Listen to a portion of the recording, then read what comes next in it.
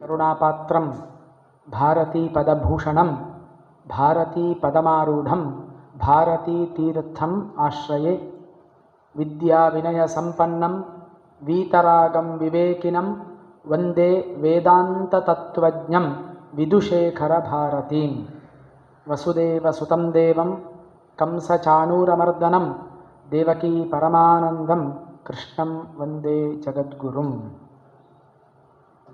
ಶರಜ್ಯೋತ್ಸ್ನಾ ಶುದ್ಧಾಂ ಶಶಿಯುತಜಟಾಜೂಟಮಕುಟಾಂ ವರತ್ರಾ ಸತ್ರಾಣಸ್ಫಟಿಕಘಟಿಕಾ ಪುಸ್ತಕಕರಾಂ ಸಕೃನ್ನತ್ವಾ ನತ್ವಾ ಕಥಮಿವ ಸತಾಂ ಸನ್ನಿದಧತೆ ಮಧುಕ್ಷೀರದ್ರಾಕ್ಷಾ ಮಧುರೀಣಾಃ ಫಣಿತಯಃ.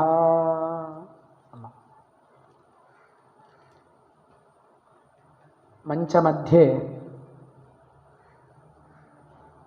ಅಲಂಕೃತವದ್ಭ್ಯಃ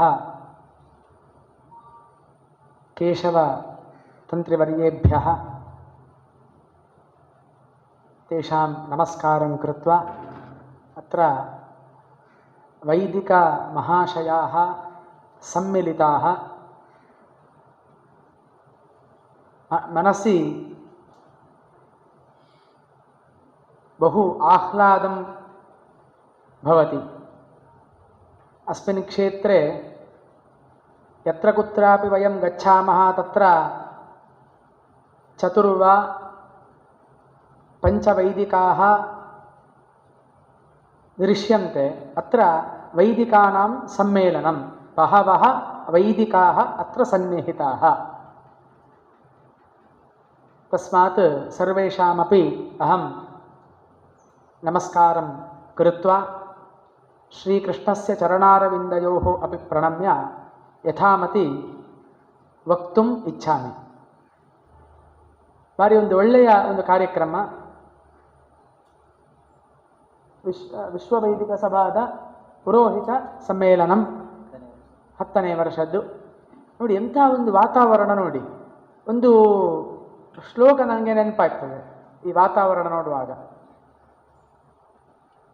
ಯನ್ನ ವೇದ ಧ್ವನಿಧ್ವಾಂತಂ ನಚ ಗೋಭಿಃ ಅಲಂಕೃತಂ ನಚ ಬಾಲೈಃ ಪರಿವೃತಂ ಸ್ಮಶಾನಮಿವ ತದ್ಗೃಹಂ ಅಂತ ಒಂದು ಮಾತುಂಟು. ಇದು ಮೂರು ಇಲ್ಲದಿದ್ದರೆ ಮನೆಯು ಸ್ಮಶಾನದ ಹಾಗೆ ಅಂತ. ನಮ್ಮ ಮನೆಗಳೆಲ್ಲ ಸಾಧಾರಣ ಅದಕ್ಕೆ ಸೇರ್ತದೆ, ಆ ಸಾಲಿಗೆ ಸೇರ್ತದೆ. ಅದಕ್ಕೆ ಮನೆಯಲ್ಲಿ ಶಾಂತಿ ಇಲ್ಲ, ಅನ್ಯೋನ್ಯತೆ ಇಲ್ಲ. ಯಾವುದು ಮೂರು ಇರಬೇಕು ಅಂತ ಕೇಳಿದರೆ ವೇದ ಮಂತ್ರಗಳ ಧ್ವನಿ ನಾದ ಯಾವಾಗಲೂ ಮನೆಯಲ್ಲಿರಬೇಕು. ಗೋ ಸಂಪತ್ತು, ಗೋಮಾತೆ ನಮ್ಮ ಮನೆಯ ಇಕ್ಕೆಲಗಳಲ್ಲಿ ಓಡಾಡ್ತಾ ಇರಬೇಕು. ನಚ ಬಾಲೈಃ ಪರಿವೃತಂ, ಮಕ್ಕಳ ಕಲರವ ಯಾವಾಗಲೂ ಕೂಡ ಮನೆಯಲ್ಲಿರಬೇಕು. ಇದು ಮೂರು ಇದ್ದರೆ ಮಾತ್ರ ಅದು ಮನೆ ಆಗ್ತದೆ, ಇಲ್ಲದಿದ್ದರೆ ಅದು ಸ್ಮಶಾನವಾಗ್ತದೆ ಅಂತ. ಅದಕ್ಕೆ ನಾನು ಈಗ ನಮಗೆ ಈ ಶ್ಲೋಕ ಅನ್ವಯ ಆಗುವುದಿಲ್ವ? ವೇದ ಧ್ವನಿಯಲ್ಲಿ ಉಂಟು. ಗೋವುಗಳಂತೂ ಮನೆಯಲ್ಲಿ ಸಾಕುವಂತಹ ವ್ಯವಸ್ಥೆ ಇಲ್ಲ. ಮಕ್ಕಳು ಬೇಡ, ಫ್ಯಾಮಿಲಿ ಪ್ಲ್ಯಾನಿಂಗ್, ಮದುವೆಯಾಗಿ 8-10 ವರ್ಷ ಆದರೂ ಸಂತತಿ ಆಗುವುದಿಲ್ಲ. ಮತ್ತೆ ಸಂತಾನ ಬೇಕು ಅಂತಾದರೆ ಅದು ಆಗುವುದಿಲ್ಲ. ಇದು ಹೇಗೆ ಉಂಟು? ತದ್ವಿರುದ್ಧ ವೇದಧ್ವನಿ, ವೇದ ಮಂತ್ರಗಳನ್ನೆಲ್ಲ ನೀವು ಪಠಿಸ್ತಾ ಇದ್ದೀರಿ. ಗೋಮಾತೆ ಸಹಸ್ರ ಸಂಖ್ಯೆಯಲ್ಲಿ ಉಂಟು ಇಲ್ಲಿ, ಹೌದಲ್ಲ? ಬಾಲರು, ಮಕ್ಕಳಿಲ್ಲಲ್ಲ ಅಂತ ಕೇಳ್ಬೋದು. ನಾವೆಲ್ಲ ಮಕ್ಕಳೇ, ನಾವಿಲ್ಲಿ ಒಳ್ಳೆಯ ವಿಷಯಗಳನ್ನು ತಿಳ್ಕೊಳ್ಳಿಕ್ಕೆ ಬಂದಿದ್ದೇವೆ, ಗೊತ್ತಾಯ್ತು? ಆದ್ದರಿಂದ ಇದೊಂದು ಪರಮ ಪವಿತ್ರ ಕ್ಷೇತ್ರ ಅಂತ ನಾನು ಭಾರಿ ಸಂತೋಷದಿಂದ ಹೇಳಲಿಕ್ಕೆ ಇಚ್ಛೆ ಪಡ್ತೇನೆ. ನನಗೆ ಕೊಟ್ಟಿರುವಂತಹ ವಿಚಾರ ಅಗ್ನಿ ಅಂತ. ಅಗ್ನಿಯ ವಿಚಾರಕ್ಕೆ ಬರುವಾಗ ಮೊದಲಿಗೆ ನಾವೆಲ್ಲರೂ ಕೂಡ 3 ವಿಚಾರ ಉಂಟು. ಸೀದಾ ನಾನು ಅಗ್ನಿ ಅಂತ ಹೇಳುವಂತಹ ವಿಚಾರದ ಬಗ್ಗೆ ಮಾತಾಡಲಿಕ್ಕೆ ಆಗುವುದಿಲ್ಲ. ಮೊದಲಿಗೆ ಬ್ರಾಹ್ಮಣ್ಯ, ಅದಾದ ಮೇಲೆ ವೇದಗಳು, ಅದಾದ ಮೇಲೆ ಅಗ್ನಿ, ಈ ರೀತಿಯಲ್ಲಿ ಬರಬೇಕಾಗ್ತದೆ. ಇಲ್ಲದಿದ್ದರೆ ಒಂದೇ ಸರ್ತಿ 1ರಿಂದ 10ನೆಯ ಮೆಟ್ಲಿಗೆ ಹೋದಾಗೆ ಆಗ್ತದೆ. ಇದೆಲ್ಲವೂ ಕೂಡ ಪರಸ್ಪರ ಒಂದಕ್ಕೆ ಒಂದು ಅವಿನಾಭಾವ ಸಂಬಂಧ ಇರುವಂಥದ್ದು. ಬ್ರಾಹ್ಮಣ್ಯ, ನಮ್ಮನ್ನೆಲ್ಲರನ್ನೂ ಕೂಡ ಬ್ರಾಹ್ಮಣರು ಅಂತ ಕರೀತಾರೆ, ಗುರುತಿಸ್ತಾರೆ, ನಮ್ಮನ್ನು ಗೌರವಿಸ್ತಾರೆ. ಬ್ರಾಹ್ಮಣ ಅಂತ ಹೇಳಿದರೆ ಏನು ಆ ಶಬ್ದದ ಅರ್ಥ? ಒಂದಾ ಬ್ರಹ್ಮಜ್ಞಾನವನ್ನು ಪಡ್ಕೊಂಡವ, ಇಲ್ಲದಿದ್ದರೆ ಬ್ರಹ್ಮಜ್ಞಾನವನ್ನು ಪಡ್ಕೊಳ್ಳುವಂತಹ ಪಥದಲ್ಲಿ ದಾರಿಯಲ್ಲಿ ಇರುವವನು ಬ್ರಾಹ್ಮಣನಾಗ್ತಾನೆ, ನಿಜವಾದ ಶಬ್ದಾರ್ಥವನ್ನು ನೋಡಿದಾಗ.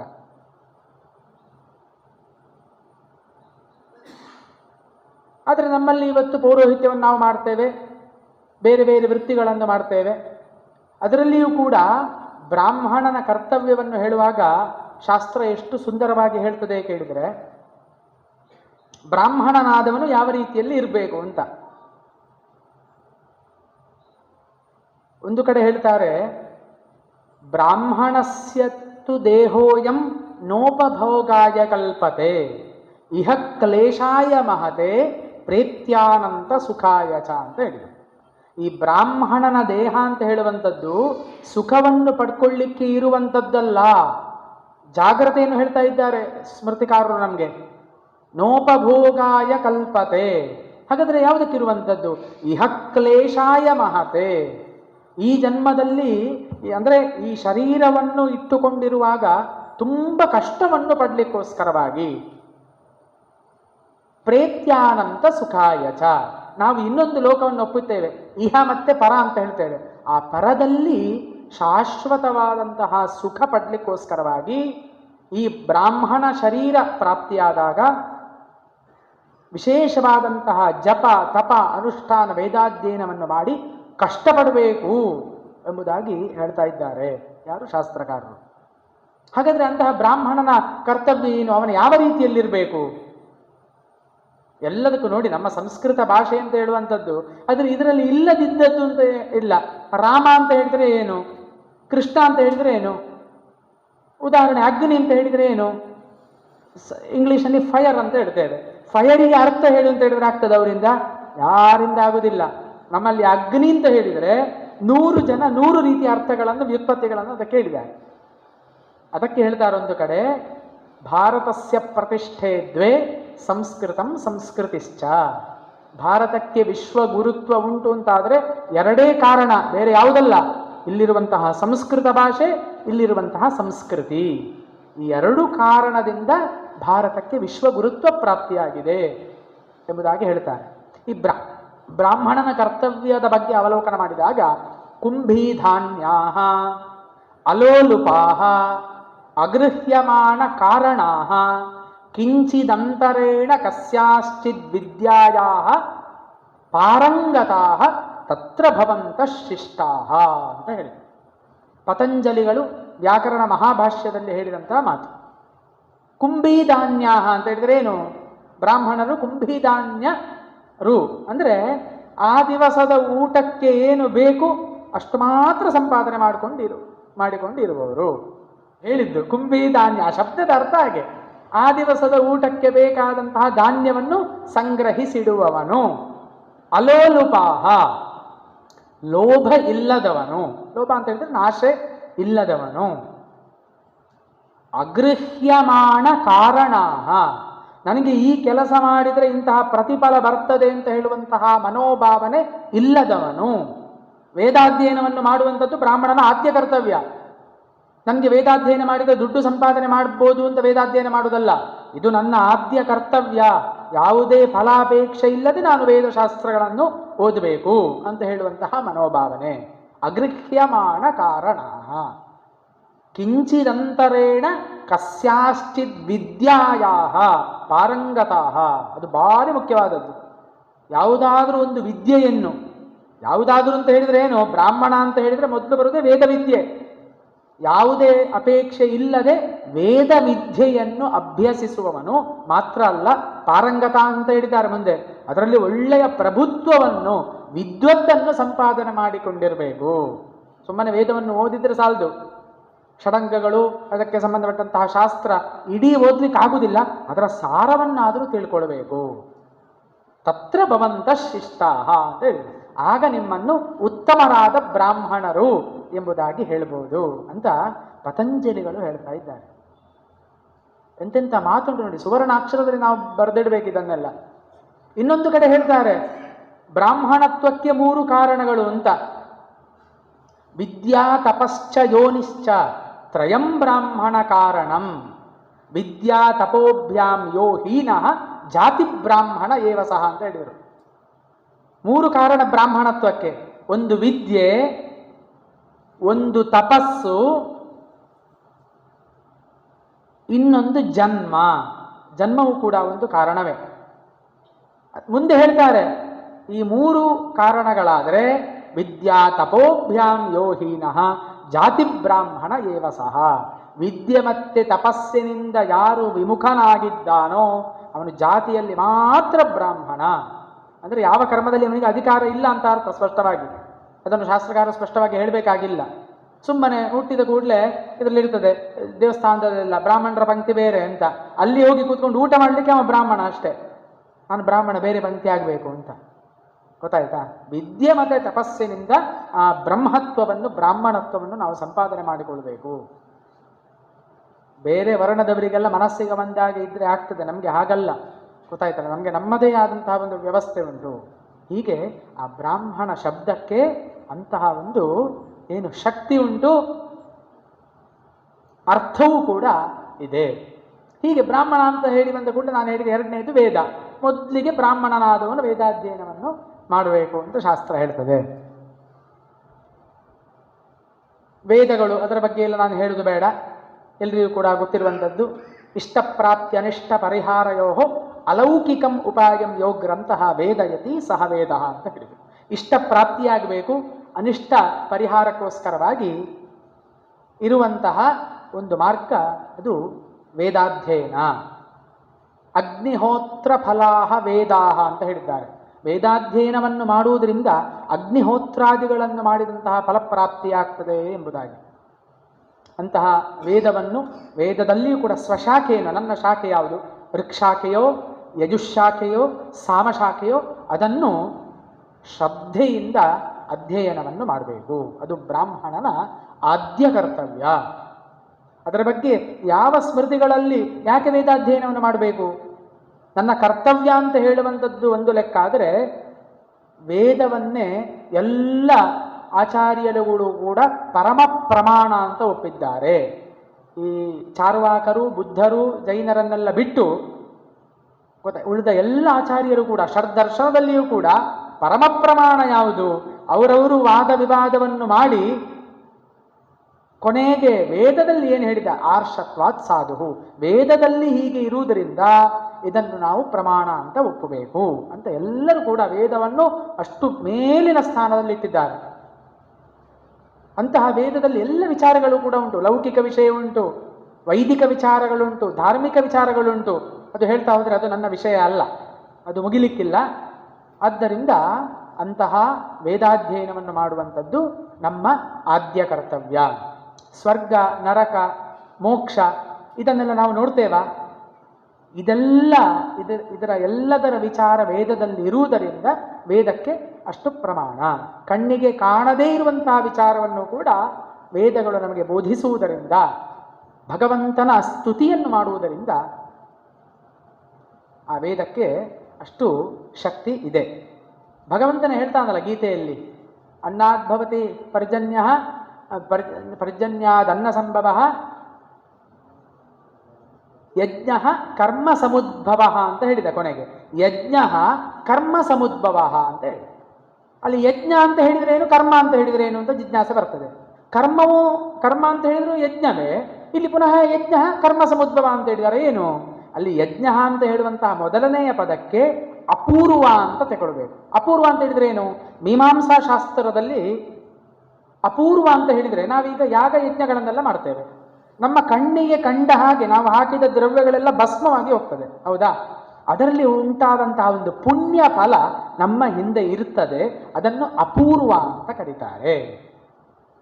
ಆ ಅಪೂರ್ವವನ್ನು ಮೊದಲಿನ ಯಜ್ಞ ಅಂತ ಹೇಳುವಂತಹ ಶಬ್ದದಿಂದ ತಗೊಳ್ಬೇಕು. ಯಜ್ಞ ಕರ್ಮ ಸಮುದ್ಭವ, ಅಲ್ಲಿ ಕರ್ಮ ಅಂತ ಹೇಳಿದ್ರೆ ಯಜ್ಞ.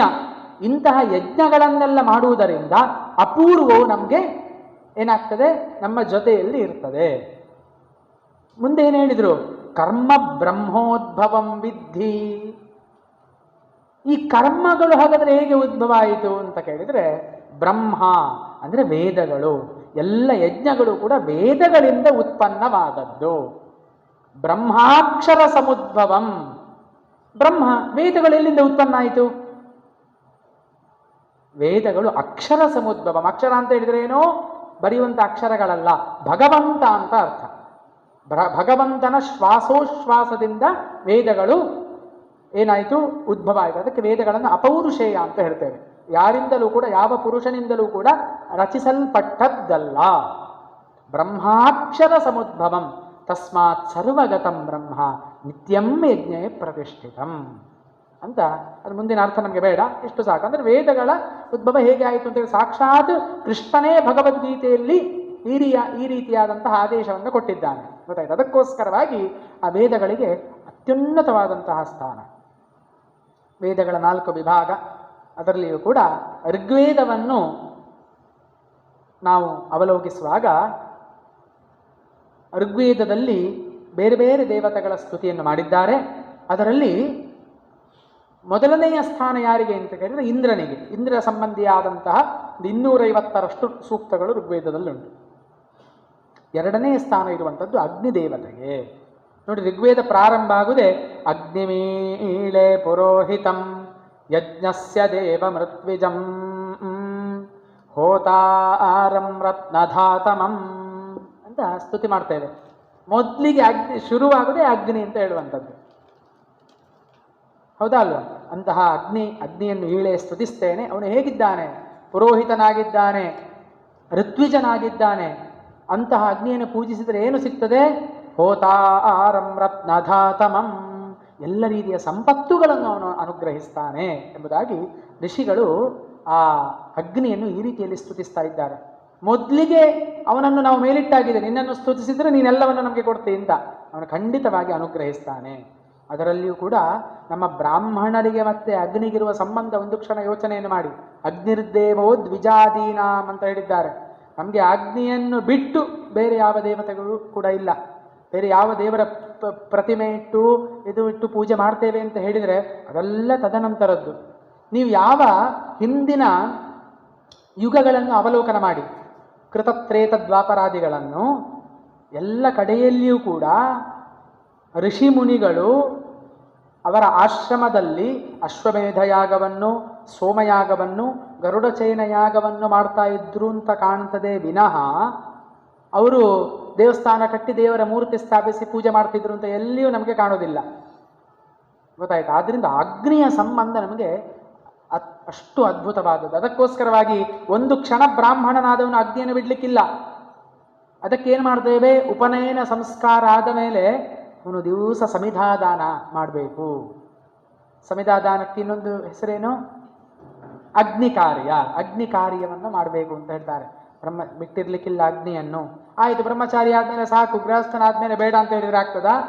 ಆ ಗೃಹಸ್ಥ, ಆ ವಿವಾಹ ಅಗ್ನಿಯನ್ನು ಉಸಿರಿರುವವರೆಗೂ ಕೂಡ ಆರಾಧನೆ ಮಾಡಬೇಕು. ಔಪಾಸನವನ್ನು ಮಾಡುವುದರ ಮೂಲಕವಾಗಿ ಪ್ರತಿ ದಿವಸ ಬೆಳಿಗ್ಗೆ ಮತ್ತು ಸಾಯಂಕಾಲ ಅಗ್ನಿ ಆರಾಧನೆಯನ್ನು ಮಾಡಬೇಕು. ನಾವೀಗ ಮಾಡುವುದಿಲ್ಲ, ಅದು ನಂತರದ ವಿಚಾರ, ಅದು ನಮ್ಮ ತಪ್ಪು, ನಮ್ಮ ದೋಷ, ಅದು ಗೊತ್ತಾಯ್ತಾ. ಕೊನೆಗೆ ಅಲ್ಲಿಗೆ ನಿಲ್ಲಿಸಲಿಲ್ಲ, ಒಂದಷ್ಟು ಸಮಯ ಅದನ್ನು ಮಾಡಿ 3 ಅಗ್ನಿಗಳ ಆರಾಧನೆಯನ್ನು ಮಾಡಿ ಅಂತ ಹೇಳಿದರು. ಆಹವನೀಯ, ಗಾರ್ಹಪತ್ಯ, ದಕ್ಷಿಣಾಗ್ನಿ. ಅಂಥವರನ್ನು ಏನು ಹೇಳ್ತಾರೆ? ಅಗ್ನಿಹೋತ್ರಿಗಳು ಅಂತ ಕರೀತಾರೆ. ಈ ಪ್ರದೇಶದಲ್ಲಿ ತುಂಬ ಕಮ್ಮಿ ಇದ್ದಾರೆ. ತಮಿಳುನಾಡು, ಆಂಧ್ರ ಪ್ರದೇಶಕ್ಕೆಲ್ಲ ಹೋದರೆ ಗೊತ್ತಾಗ್ತದೆ. ನಾವು ಶೃಂಗೇರಿಯ ಸಂಪರ್ಕ ಇರುವ ಶೃಂಗೇರಿಗೆಲ್ಲ ಬರ್ತಾ ಇದ್ದಾರೆ ಎಂತೆಂಥ ಅಗ್ನಿಹೋತ್ರಿಗಳು. ಸಾಕ್ಷಾತ್ ಅಗ್ನಿಯ ಸ್ವರೂಪವೇ ಅವರೆಲ್ಲ. ತಮ್ಮ ಜೀವನವನ್ನೇ ಅದಕ್ಕೆ ಮೀಸಲ್ಪಟ್ಟವರು ಅಂತ ಹೇಳಿದರೆ ಅಗ್ನಿಹೋತ್ರವನ್ನು ಮಾಡುವುದರ ಮೂಲಕವಾಗಿ. ಅಷ್ಟಕ್ಕೆ ನಿಂತಿತ ಪ್ರತಿ ತಿಂಗಳ ಹುಣ್ಣಿಮೆ ಮತ್ತು ಅಮಾವಾಸ್ಯೆಗೆ ಇಷ್ಟಿಗಳನ್ನು ಮಾಡಬೇಕು. ದರ್ಶಪೂರ್ಣ ಮಾಸೇಷ್ಟಿ ಅಂತ ಹೇಳ್ತಾರೆ. ಅಗ್ನಿ ಆರಾಧನೆಯನ್ನೇ ಮಾಡಿಕೊಂಡು ಬರುವಂಥದ್ದು. ಕೊನೆಯಲ್ಲಿ ನಮ್ಮ ದೇಹವನ್ನು ಆಹುತಿ ಕೊಡುವುದು ಯಾರಿಗೆ? ಅಗ್ನಿಗೆ, ಹೌದಾ ಅಲ್ವ? ಅಂದರೆ ಆ ಬ್ರಾಹ್ಮಣನಿಗೆ ಮತ್ತೆ ಅಗ್ನಿಗೆ ಒಂದು ಇರುವಂತಹ ಅವಿನಾಭಾವ ಸಂಬಂಧ ನಾವು ಬಾಯಿಂದ ಹೇಳಲಿಕ್ಕೆ ಸಾಧ್ಯ ಇಲ್ಲ. ನಾವು ಪೂಜೆ ಹೋಮಗಳನ್ನೆಲ್ಲ ನಾವು ಮಾಡ್ತೇವೆ, ಅಗ್ನಿ ಪ್ರತಿಷ್ಠೆ ಇಲ್ಲದೇನಾದರೂ ಮಾಡ್ಲಿಕ್ಕೆ ಆಗ್ತದಾ? ಎಲ್ಲವನ್ನು ಕೂಡ ಈಗ ಕಲಶ, ನಿಜವಾಗಿ ಹೋಮಗಳಿಗೆಲ್ಲ ಕಲಶದ ಅಗತ್ಯವೂ ಇಲ್ಲ. ಅಗ್ನಿಯಲ್ಲಿ ಆಹುತಿ ಕೊಡುವಂಥದ್ದು ಈಗಿನ ಒಂದು ಸಂಪ್ರದಾಯದಲ್ಲಿ ಬಂದಿದೆ ಅಷ್ಟೇ. ಶ್ರೌತ ಕರ್ಮ ಅಂತ ಉಂಟು. ನಾವು ಹೇಳ್ತೇವಲ್ಲ, ಶ್ರೌತ ಸ್ಮಾರ್ಥ ಕರ್ಮಾನುಷ್ಠಾನ ಯೋಗ್ಯತಾ ಸಿದ್ಧಾರ್ಥಂ, ಅದು ಸಂಕಲ್ಪಕ್ಕೆ ಮಾತ್ರ ಸೀಮಿತ. ಶ್ರೌತ ಕರ್ಮ ಏನು ಅಂತ ಹೇಳುವುದು ನಮಗೆ ಕಲ್ಪನೆಯೇ ಇಲ್ಲ. ಅಂದರೆ ಸಾಕ್ಷಾತ್ ವೇದದಿಂದ ಬಂದಂತಹ ಕರ್ಮಗಳು, ದೊಡ್ಡ ದೊಡ್ಡ ಯಾಗಗಳು, ಅಶ್ವಮೇಧ ಮತ್ತು ಗರುಡಚಯನ, ಸೋಮಯಾಗ, ಪುತ್ರಕಾಮೇಷ್ಟಿ, ಇದನ್ನೆಲ್ಲ ಶ್ರೌತ ಕರ್ಮಗಳು ಅಂತ ಹೇಳ್ತಾರೆ. ಗೊತ್ತಾಯ್ತು. ಈ ಶ್ರೌತ ಕರ್ಮದ ಪರಿಕಲ್ಪನೆ ನಮಗೆ ಬಂದಾಗ ಸರಿಯಾಗಿ ಕರ್ಮಾಂಗದ ಒಂದು ಜ್ಞಾನ ಆಗ್ತದೆ. ಅಲ್ಲಿ ಯಾವುದೇ ಕಲಶ ಇಲ್ಲ ಇದೆ, ಖಾಲಿ ಅಗ್ನಿಯನ್ನು ಆರಾಧನೆ ಮಾಡುವಂಥದ್ದು. ಹಾಗಿರುವಾಗ ಅಂತಹ ಅಗ್ನಿಗೆ ಮತ್ತೆ ನಮಗೆ ಅಷ್ಟು ಅವಿನಾಭಾವ ಸಂಬಂಧ ಇದೆ. ಅದಕ್ಕೆ ನಾವೀಗ ಏನು ಮಾಡ್ತೇವೆ, ಗೃಹಸ್ಥರ ಮನೆಯಲ್ಲಿ ಅಗ್ನಿ ಇಲ್ಲದೆ ಆ ಮನೆ ಇರಲಿಕ್ಕಿಲ್ಲ. ಅದಕ್ಕೋಸ್ಕರವಾಗಿ ಈಗ ಒಂದು ನಮ್ಮಲ್ಲಿ ಸಂಪ್ರದಾಯ ಉಂಟು, ನಂದಾದೀಪ ಹಚ್ಚೋದು ಅಂತ. ಈ ನಂದಾದೀಪ ಹಚ್ಚೋದು ಅಂತ ಹೇಳಿದ್ರೆ ಆ ನಂದಾದೀಪ 24 ಗಂಟೆ ಉರಿತಾ ಇರಬೇಕು ಅಂತ. ಆ ಮನೆಯ ಯಜ್ಞಗೃಹದಲ್ಲಿ ಹಿಂದಿನ ಕಾಲದಲ್ಲಿ ಇರ್ತಿತ್ತು ಯಜ್ಞಗೃಹ ಅಂತ, ಆ ಅಗ್ನಿಗೆ ಒಂದು ಸಣ್ಣ ಕೋಣೆ. ಈಗ ಅದೆಲ್ಲ ಈ ಪೇಟೆಯಲ್ಲಿ ಅಸಾಧ್ಯ. ಅದಕ್ಕೋಸ್ಕರವಾಗಿ ದೇವರ ಹತ್ರ ನಂದಾದೀಪ ಹಚ್ಚಿರ್ತೇವೆ. ಯಾಕೆ? ಆ ಅಗ್ನಿಯ ಪ್ರತೀಕವಾಗಿ ನಾವು ಹಚ್ಚಿಡುದು. ನನ್ನ ಮನೆಯಲ್ಲಿ ಯಾವಾಗಲೂ ಅಗ್ನಿಯ ಸಾನ್ನಿಧ್ಯ ಇರಬೇಕು ಎಂಬುದಾಗಿ. ಅಗ್ನಿಯನ್ನು ಬಿಟ್ಟು ಬ್ರಾಹ್ಮಣ ಒಂದು ಕ್ಷಣವೂ ಕೂಡ ಇರಲಿಕ್ಕಿಲ್ಲ. ಇದು ಸ್ಪಷ್ಟವಾದ ವೇದ ಸಂದೇಶ. ನಾನು ಹೇಳ್ತಾ ಇರುವಂಥದ್ದಲ್ಲ, ವೇದವೇ ಇದನ್ನು ಹೇಳ್ತಾ ಉಂಟು. ಅದಕ್ಕೆ ನಮಗೆ ತುಂಬ ಪ್ರಮಾಣಗಳೆಲ್ಲ ಮುಂದೆ ಸಿಗ್ತದೆ. ಹೀಗೆ ಅಗ್ನಿಯ ಬಗ್ಗೆ ಹೇಳ್ತಾ ಅಗ್ನಿ ಶಬ್ದದ ಅರ್ಥ ಏನು ಅದು ಮುಖ್ಯವಾದುದು. ಆರ್ಷ ಪರಂಪರೆ ನಮಗೆ ಏನು ಕೊಟ್ಟಿದೆ ಅದನ್ನು ಸ್ವಲ್ಪವಾದರೂ ನಾವು ಹೇಳಬೇಕಾಗ್ತದೆ. ಬೇರೆ ಬೇರೆ ಆಚಾರ್ಯರುಗಳು ಅದರ ಬಗ್ಗೆ ತುಂಬ ವಿದ್ವತ್ಪೂರ್ಣವಾದಂತಹ ಅರ್ಥಗಳನ್ನೆಲ್ಲ ಹೇಳಿದ್ದಾರೆ. ಅಗ್ರಣೀಹಿ ಭವತಿ, ಅಕ್ನೋಪನೋ ಭವತಿ, ಅಂಗಂ ನಯತಿ ಸನ್ನಮಮಾನಃ ಎಂಬುದಾಗಿ. ಅಗ್ರಣೀರ್ ಭವತಿ ಅಂತ ಹೇಳಿದರು. ಅಗ್ರಣೀಹಿ ಅಂತ ಹೇಳಿದ್ರೇನು? ಶ್ರೇಷ್ಠನಾದವನು, ದೇವತೆಗಳಲ್ಲಿ ಶ್ರೇಷ್ಠನಾದವನು ಯಾರಿದ್ದಾನೆ ಅವನನ್ನು ಅಗ್ನಿ ಅಂತ ಕರೀತಾರೆ. ಯಾಕೆ ಅಂತ ಪ್ರಶ್ನೆ ಬರ್ತದೆ. ಬೇರೆ ದೇವತೆಗಳಿಲ್ವಾ? ಅಗ್ನಿಗೆ ಯಾಕೆ ಅಷ್ಟು ದೊಡ್ಡ ಸ್ಥಾನ? ಯಜ್ಞವನ್ನು ಮುನ್ನಡೆಸಲಿಕ್ಕೆ ಅಗ್ನಿಯೇ ಬೇಕು. ದೇವತೆಗಳು ಏನು ಮಾಡಲಿಕ್ಕೆ ಸಾಧ್ಯ ಅಗ್ನಿ ಇಲ್ಲದಿದ್ದರೆ? ಅಗ್ನಿಗೆ ಆಹುತಿ ಕೊಟ್ಟದ್ದನ್ನು ದೇವತೆಗಳಿಗೆ ಅಗ್ನಿ ಕೊಂಡೋಗಿ ಕೊಡುವಂಥದ್ದು. ಹಾಗಿರುವಾಗ ಅಗ್ನಿ ಇಲ್ಲದೆ ಏನು ಮಾಡಲಿಕ್ಕಾಗ್ತದೆ? ಏನು ಮಾಡಲಿಕ್ಕಾಗುವುದಿಲ್ಲ. ಅದಕ್ಕೆ ಸಂಬಂಧಪಟ್ಟಂಥ ಆಖ್ಯಾನಗಳೆಲ್ಲ ಉಂಟು, ಮುಂದೆ ನಾನು ಹೇಳ್ತೇನೆ. ಅದಕ್ಕೋಸ್ಕರವಾಗಿ ಅಗ್ನಿಯನ್ನು ಶ್ರೇಷ್ಠನಾದವನು, ದೇವಸೇನೆಯನ್ನು ಮುನ್ನಡೆಸುವವನು ಎಂಬಂತಹ ವ್ಯುತ್ಪತ್ತಿಯನ್ನು ಹೇಳ್ತಾರೆ. ಅಗ್ರಣೀಹಿ ಭವತಿ, ಅಗ್ರೈ ಯಜ್ಞೇಶು ಪ್ರಣೀಯತೆ ಅಂತ ಹೇಳಿದರು. ಯಜ್ಞದಲ್ಲಿ ಮೊದಲಿಗೆ ಸ್ಥಾಪನೆ ಮಾಡುವಂಥದ್ದು ಅಗ್ನಿಯನ್ನು. ಅದಕ್ಕೋಸ್ಕರವಾಗಿ ಅಗ್ರಂ ಯಜ್ಞೇಶು ಪ್ರಣೀಯತೆ. ಅದಲ್ಲದೆ ಮುಂದೆ ಹೇಳ್ತಾರೆ ಅಕ್ನೋಪನೋ ಭವತಿ. ಇದೆಲ್ಲ ಬೇರೆ ಬೇರೆ ಋಷಿಗಳು ಹೇಳಿದಂತಹ ವ್ಯುತ್ಪತ್ತಿ, ಒಬ್ಬರೇ ಹೇಳಿದ್ದಲ್ಲ. ಅಕ್ನೋಪನಃ, ಕ್ನೋಪನಃ ಅಂತ ಹೇಳಿದರೆ ಸ್ನೇಹ ಅಂತ ಅರ್ಥ. ಅಕ್ನೋಪನಃ ಅಂತ ಹೇಳಿದರೆ ಸ್ನೇಹ ಇಲ್ಲದಿರುವಿಕೆ. ಅಗ್ನಿಗೆ ಯಾವುದೇ ವಸ್ತುವನ್ನು ಹಾಕಿ ಅದೇನು ಮಾಡ್ತದೆ? ಎಲ್ಲವನ್ನು ಕೂಡ ಪಚನ ಮಾಡ್ತದೆ, ಭಸ್ಮ ಮಾಡಿ ಹಾಕ್ತದೆ. ಹಾಗೆ ಅದಕ್ಕೋಸ್ಕರವಾಗಿ ಯಾವುದೇ ವಸ್ತುವಿನಲ್ಲಿ ಸ್ನೇಹ ಇಲ್ಲದಿರುವಿಕೆ ಯಾರಲ್ಲಿದೆಯೋ ಅವನನ್ನು ಅಗ್ನಿ ಅಂತ ಕರೀತಾರೆ. ಅದಕ್ಕೆ ನಾವು ಹೇಳ್ತೇವೆ, ಒಂದು ದೀಪದಿಂದ ಮನೆಯನ್ನು ಬೆಳಗಿಸಲಿಕ್ಕೂ ಸಾಧ್ಯ ಉಂಟು, ಮನೆಯನ್ನು ಹೊತ್ತಿಸ್ಲಿಕ್ಕೂ ಸಾಧ್ಯ ಉಂಟು. ಗೊತ್ತಾಯ್ತಾ? ಆದರೆ ಅದು ದೀಪವು ದೀಪವಾಗಿದ್ದರೆ ಚಂದ. ಆದ್ದರಿಂದ ಆ ಹಾಕಿದಂತಹ ಹವಿರ್ಭಾಗಗಳನ್ನು, ಕಾಷ್ಠಾದಿಗಳನ್ನು ಪಚನ ಮಾಡುವವನು ಯಾರಿದ್ದಾನೆ, ಯಾವುದೇ ಸ್ನೇಹಭಾವ ತೋರಿಸದೆ ಅವನನ್ನು ಅಗ್ನಿ ಎಂಬುದಾಗಿ ಕರೀತಾರೆ. ಇನ್ನು ಹೇಳ್ತಾರೆ ಅಗ್ನಿರ್ದೇವಾನಾಂ ಅವಮಃ. ಅಗ್ನಿಯು ದೇವತೆಗಳಲ್ಲಿ ಮೊದಲನೆಯ ಸ್ಥಾನದಲ್ಲಿ ಇರುವವನು. ಶುಕ್ಲ ಯಜುರ್ವೇದದ ಮಂತ್ರದಲ್ಲಿ ಹೇಳ್ತಾರೆ ಸವಾ ಏಷೋಗ್ರೇ ದೇವತಾನಾಂ ಅಜಾಯತ ತಸ್ಮಾತ್ ಅಗ್ನಿರ್ನಾಮೇತಿ. ದೇವತೆಗಳಲ್ಲಿ ಮೊದಲು ಹುಟ್ಟಿದವನು ಯಾರು ಅಂತ ಕೇಳಿದರೆ ಅಗ್ನಿ. ಅದಕ್ಕೋಸ್ಕರವಾಗಿ ಇವನನ್ನು ಅಗ್ನಿ ಎಂಬುದಾಗಿ ಕರೀತಾರೆ ಅಂತ ಶುಕ್ಲ ಯಜುರ್ವೇದದಲ್ಲಿರುವಂತಹ ಮಂತ್ರದಿಂದ ಈ ರೀತಿಯಾದಂತಹ ಅರ್ಥವನ್ನು ತಿಳಿಯಲಿಕ್ಕೆ ಸಾಧ್ಯ. ಇನ್ನೂ ಒಂದಷ್ಟು ಉಂಟು ಅರ್ಥಗಳು, ಅದನ್ನು ನಾನು ಹೇಳ್ತಾ ಹೋದರೆ ಅರ್ಥಕ್ಕೆ ನಮ್ಮ ಕಾರ್ಯಕ್ರಮ ಮುಗಿಬೋದು. ಅದಲ್ಲದೆ ಶಾಖಪೂಣಿ ಅಂತ ಹೇಳುವಂತಹ ಒಬ್ಬರು ಆಚಾರ್ಯರು ಹೇಳ್ತಾರೆ, 4 ಧಾತುಗಳಿಂದ ಪ್ರತಿಯೊಂದು ಶಬ್ದ ವ್ಯುತ್ಪತ್ತಿಗೂ ಕೂಡ ಒಂದೊಂದು ಧಾತು ಅಂತ ಉಂಟು. ರಾಮ ಕೃಷ್ಣ ಅಂತ ಹೇಳ್ತೇವೆ ನಾವು, ಅದಕ್ಕೆ ಒಂದು ರಮಕ್ರೀಡಾಯಾಮ್ ಅಂತ ಧಾತು. ಆ ಧಾತುವಿನಿಂದ ಅದಕ್ಕೆ ಘೈ ಪ್ರತ್ಯಯ ಸೇರಿ ರಾಮ ಅಂತ ಆಯಿತು. ಕೃಷ್ಣ ಅಂತ ಹೇಳುವಂಥದ್ದಕ್ಕೆ ಒಂದು ಧಾತು. ಗೊತ್ತಾಯ್ತಾ? ಹೀಗೆ ಪ್ರತಿಯೊಂದು ನಾಮಪದಗಳಿಗೂ ಕೂಡ ಅದು ಧಾತುವಿನಿಂದ ಉತ್ಪನ್ನ ಆಗ್ತದೆ. ಹಾಗೆ 4 ಧಾತುಗಳಿಂದ ಅಗ್ನಿ ಶಬ್ದ ವ್ಯುತ್ಪತ್ತಿ ಆಗಿದೆ ಎಂಬುದಾಗಿ ಶಾಖಪೂಣಿ ಅಂತ ಹೇಳುವಂತಹ ಆಚಾರ್ಯರು ಹೇಳ್ತಾರೆ. ಯಾವ ಧಾತುಗಳು ಅಂತ ಕೇಳಿದರೆ, ಒಂದು ಇಣ್ಗತವು, ಇನ್ನೊಂದು ಅಕ್ತೋಂಚು ವ್ಯಕ್ತಿಂ ರಕ್ಷಣ ಕಾಂತಿ ಗತಿಷು, ಇನ್ನೊಂದು ದಹ ಭಸ್ಮೀಕರಣೆ, ಇನ್ನೊಂದು ನೀಂಗ್ ಪ್ರಾಪಣೆ ಅಂತ ಹೇಳುವಂತಹ 4 ಧಾತುವಿನಿಂದ ಅಗ್ನಿ ಶಬ್ದ ವ್ಯುತ್ಪತ್ತಿಯಾಗಿದೆ. ಏನು ಇದರ ಅರ್ಥ? ಏತಿ, ಏತಿ ಅಂತ ಹೇಳಿದರೆ ಬರುತ್ತಾನೆ, ನಯತಿ ಹವಿಸ್ಸುಗಳನ್ನು ಒಯ್ಯುತ್ತಾನೆ, ದಹತಿ ಹವಿಸ್ಸುಗಳನ್ನು ಸುಡುತ್ತಾನೆ, ವ್ಯನಕ್ತಿ ರೂಪಾಂತರ ಹೊಂದಿಸುತ್ತಾನೆ. ಬರುತ್ತಾನೆ, ಹವಿಸ್ಸನ್ನು ಒಯ್ಯುತ್ತಾನೆ, ಭಸ್ಮ ಮಾಡ್ತಾನೆ, ಮತ್ತು ಅದನ್ನು ರೂಪಾಂತರ ಹೊಂದಿಸ್ತಾನೆ. ಯಾಕೆ ರೂಪಾಂತರ ಹೊಂದಿಸೋದು? ನಾವು ಹಾಕಿದಂತಹ ಹವಿಸ್ಸು ಭಸ್ಮ ಆಗುವಾಗ ಅದು ರೂಪಾಂತರವನ್ನು ಹೊಂದುತ್ತದೆ. ಹಾಗೆ ಈ 4 ಧಾತುಗಳಿಂದ ಅಗ್ನಿ ಶಬ್ದ ವ್ಯುತ್ಪತ್ತಿಯಾಗಿದೆ ಎಂಬುದಾಗಿ ಶಾಕಪೂಣಿ ಅಂತ ಹೇಳುವಂತಹ ಆಚಾರ್ಯರು ತಮ್ಮ ಅಭಿಪ್ರಾಯವನ್ನು ಈ ರೀತಿಯಲ್ಲಿ ವ್ಯಕ್ತಪಡಿಸ್ತಾರೆ. ಇನ್ನೊಂದು ಬೃಹದ್ದೇವತೆ ಅಂತ ಉಂಟು, ಋಗ್ವೇದಕ್ಕೆ ಸಂಬಂಧಪಟ್ಟಂತಹ ಗ್ರಂಥ. ಅದರಲ್ಲಿಯೂ ಕೂಡ ಅಗ್ನಿಯ ಬಗ್ಗೆ ಬೃಹದ್ದೇವ ಶೌನಕರು ಬೇರೆ ರೀತಿಯ ಅಭಿಪ್ರಾಯವನ್ನು ಕೊಡ್ತಾರೆ. ಇರಲಿ, ಒಟ್ಟಾರೆ ಅರ್ಥ ಏನು? ಹವಿರ್ವಹನವನ್ನು ಮಾಡುವಂತಹ ಪ್ರಧಾನ ದೇವತೆ ಯಾರಿದ್ದಾರೆ ಅವನನ್ನು ಅಗ್ನಿ ಎಂಬುದಾಗಿ ಕರೀತಾರೆ. ನೋಡಿ, ಒಂದು 3 ಅಕ್ಷರ ಇರುವಂಥದ್ದು, ಅದಕ್ಕೆ ಎಷ್ಟು ಅರ್ಥಗಳನ್ನು ಹೇಳ್ತಾರೆ. ಇನ್ನೂ ಉಂಟು ಆ ಶಬ್ದದ ವ್ಯುತ್ಪತ್ತಿ ಹೇಗೆ ಅಂತ. ಅಗ್ನಿ ಅಂತ ಹೇಳುವ ಶಬ್ದ, ಈಗ ನಾನು ಹೇಳಿದ್ದೆ ಶಬ್ದದ ಅರ್ಥ ಮಾತ್ರ ಹೇಳಿದ್ದು, ಆಚಾರ್ಯರುಗಳು ಹೀಗೆ ಹೀಗೆ ಹೇಳಿದ್ದಾರೆ. ಆ ಅಗ್ನಿ ಅಂತ ಹೇಳುವಂತಹ ಶಬ್ದ ಹೇಗೆ ವ್ಯುತ್ಪತ್ತಿ ಆಯಿತು, ಅದಕ್ಕೆ ಧಾತು ಯಾವುದು, ಯಾವ ಪ್ರತ್ಯಯ ಬಂತು, ಅಲ್ಲಿ ಯಾವುದು ಲೋಪ ಆಯಿತು, ಯಾವುದು ಆಗಮ ಆಯಿತು, ಎಲ್ಲ ತಿಳಿಸ್ತಾರೆ. ಅದು ನಮಗೆ ಅಗತ್ಯ ಇಲ್ಲ ಇಲ್ಲಿ. ಹೀಗೆ ಇನ್ನೊಂದು ಕಡೆ ಹೇಳ್ತಾರೆ, ತಿಸ್ರ ಏವ ಹಿ ದೇವತಾಹ, 3 ದೇವತೆಗಳು ಎಂಬುದಾಗಿ.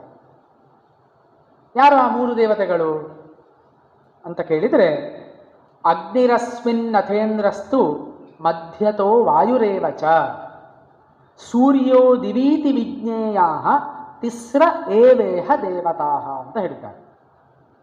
ಅಂದರೆ ಈ ಭೂಲೋಕದಲ್ಲಿ ಅಗ್ನಿಯು ದೇವತೆ.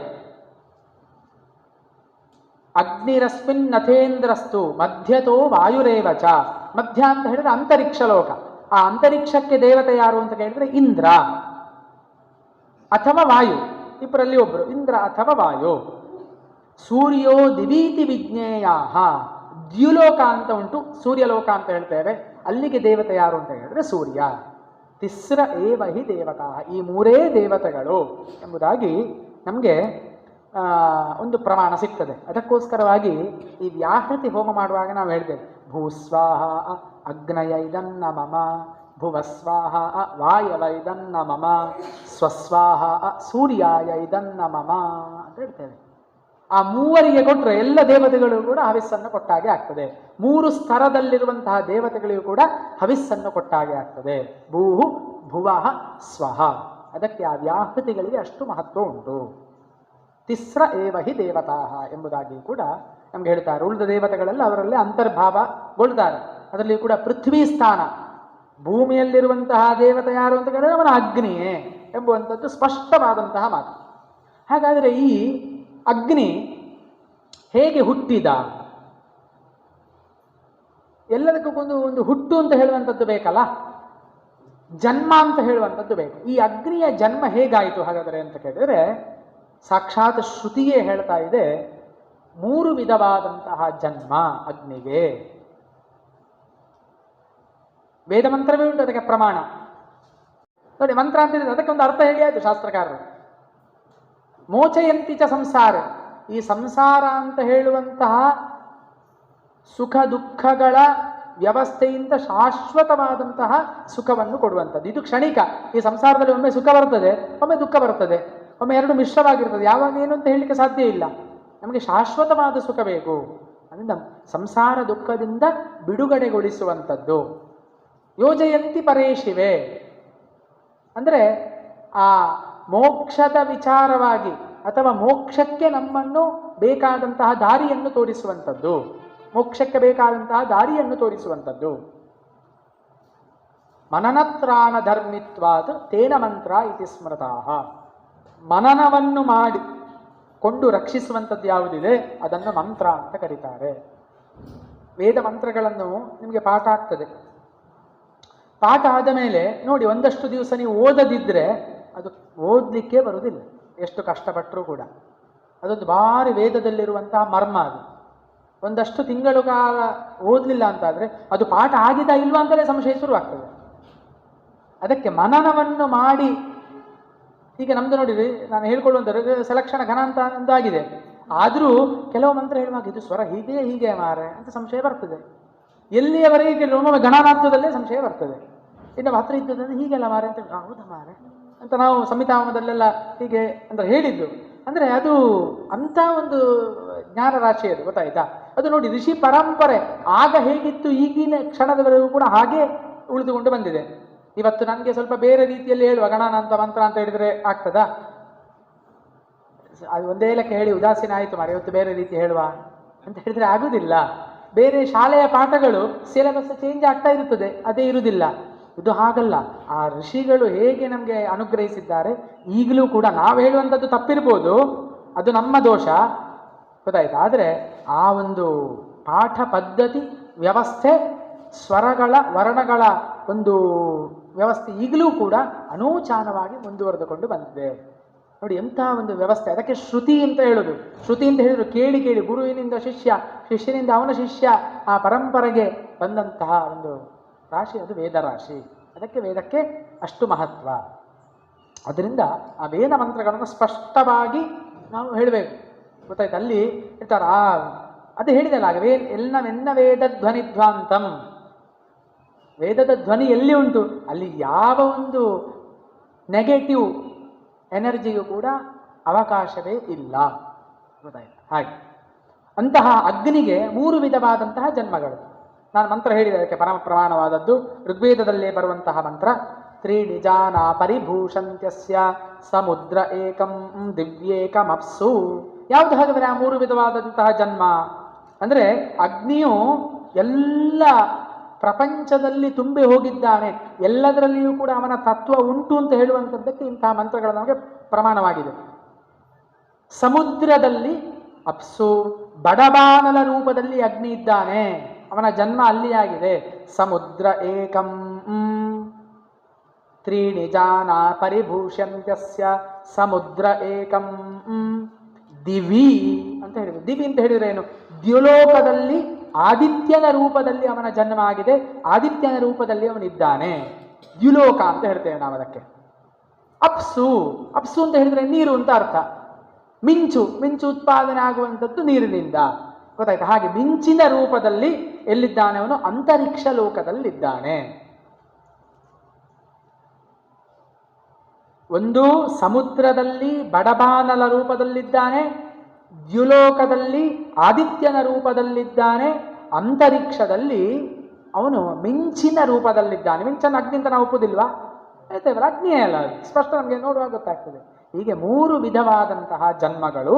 ಆದರೆ ಪೂರ್ವಾಮನು ಪ್ರದಿಶಂ ಪಾರ್ಥಿವಾನ ಮೃತೋನ್ ಪ್ರಶಾ ಸದ್ವಿಧಾವನುಷ್ಠು ಅಂತ ಹೇಳಿದರು. ಈ 3 ಅಗ್ನಿಯ ರೂಪಾಂತರದಲ್ಲಿಯೂ ಕೂಡ ಆದಿತ್ಯ ರೂಪದಲ್ಲಿರುವಂತಹ ಅವನು ಉದಯಿಸ ದಿಕ್ಕನ್ನು ಇದು ಪೂರ್ವ ದಿಕ್ಕು ಅಂತ ನಿರ್ದಿಷ್ಟವಾಗಿ ನಾವು ಹೇಳ್ತೇವೆ. ಅವನ ಬದಲಾವಣೆಗಳೇನುಂಟು ಬೇರೆ ಬೇರೆ ಋತುಗಳಲ್ಲಿ ಅದನ್ನು ನೋಡಿಕೊಂಡು ಇದು ಇಂತಹ ಋತು ಅಂತ ನಾವು ಹೇಳ್ತೇವೆ. ಹಾಗೆ ಅವನ ಒಂದು ಏನು ಉಪಸ್ಥಿತಿಯಿಂದ ನಾವು ಎಲ್ಲವನ್ನು ಕೂಡ ತಿಳಿತಾ ಇದ್ದೇವೆ ಆದಿತ್ಯನಿಂದ. ಆ ಆದಿತ್ಯ ಯಾರು? ಅಗ್ನಿಯೇ. ಅಗ್ನಿಯ ಒಂದು ರೂಪಾಂತರ. ಒಂದು ದಿವಸ ನೋಡಿ, ಅವನ ತೇಜಸ್ಸು ನೋಡಿ ಎಂಥದ್ದು ಅಂತ. ಅವನು ಎಷ್ಟೋ ದೂರ ಇದ್ದ ನಮ್ಮಿಂದ ನಾವು ಕಲ್ಪನೆ ಮಾಡಲಿಕ್ಕೆ ಸಾಧ್ಯ ಇಲ್ಲ, ಆದಿತ್ಯ ಅಥವಾ ಸೂರ್ಯ ಎಷ್ಟು ದೂರ ಇದ್ದಾನೆ ಅಂತ. ಆದರೂ ಕೂಡ ಅವನ ತೇಜಸ್ಸು, ಅವನ ಬಿಸಿಯನ್ನು ನಮಗೆ ತಡಿಲಿಕ್ಕಾಗುವುದಿಲ್ಲ. ಹಾಗಿರುವಾಗ ಅವನ ಶಕ್ತಿ ಹಾಗಾದರೆ ಯಾವ ರೀತಿಯಾದದ್ದಿರ್ಬೋದು ಅಂತ ನಾವು ಯೋಚನೆಯನ್ನು ಮಾಡಬೇಕು. ಹೀಗೆ 3 ವಿಧವಾದಂತಹ ಜನ್ಮಗಳನ್ನು ಹೇಳಿ ಅರಣಿಯಿಂದಲೂ ಕೂಡ ಅವನ ಜನ್ಮ ಅಂತ ಹೇಳ್ತೇವೆ. ನಾವೇನು ಮಾಡ್ತೇವೆ? ಯಜ್ಞಗಳನ್ನು ಹೋಮಗಳನ್ನು ಮಾಡುವಾಗ ಅರಣಿ ಮಂಥನದಿಂದ ಅಗ್ನಿಯನ್ನು ಸಾಕ್ಷೀಕರಿಸಿಕೊಳ್ತೇವೆ. ಅದಕ್ಕೆ ಹೇಳ್ತಾರೆ, ಅರಣ್ಯೋರ್ನಿಹಿತೋ ಜಾತವೇದ ಗರ್ಭ ಇವ ಸುಧಿತೋ ಗರ್ಭಿಣೀಷು. ಎಲೆ ಅಗ್ನಿಯೇ, ಗರ್ಭಿಣಿಯ